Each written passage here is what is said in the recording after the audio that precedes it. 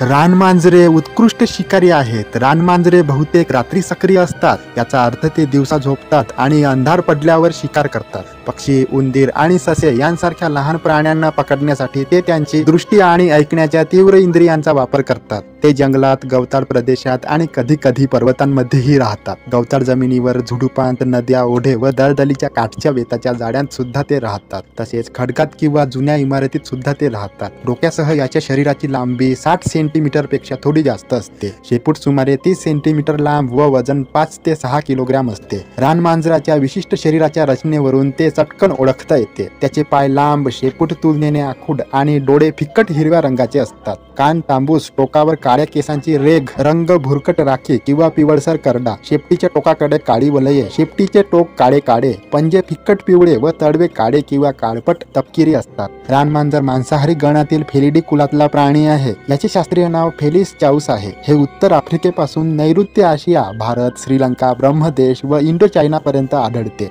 भारतात हिमालयापासून केप कामोरीन पर्यंत हे सगळीकडे आढळते। भारतात रानमांजराच्या 4 जाती आहेत। हिमालयातील अंगावर लोकरीसारखे दाट केस असलेली रानमांजर, उत्तर भारताच्या सपाट प्रदेशातील आकार लहान, शेपूट आखूड असलेली रानमांजर, वाळवंटातील रंग फिकट पिवळा, अंगावर काळे ठिपके, शेपटीवर काळी वलये असलेली रानमांजर, दक्षिण भारतातील आखूड केस, पाठीचा रंग भुरकट, अंगावर काळे व पांढरे ठिपके असलेली रानमांजर, अशा विविध जाती आहेत। छोटे सस्तन प्राणी, पक्षी, कोंबड्या हे याचे भक्ष्य होय। गावाच्या आजूबाजूला राहणारी रानमांजरे कोंबड्यांचा फडशा पाडतात। कधी कधी गावात घुसून ती माणसांच्या देखत कोंबड्या पळवितात। मादीला वर्षातून 2दा पिल्ले होतात। ती लहानपणापासूनच बाळगली तर सहज माणसाडतात। रानमांजरांनी शतकानुशतके मानवांना त्यांच्या सौंदर्याने आणि रहस्यमय स्वभावाने मोहित केले आहे।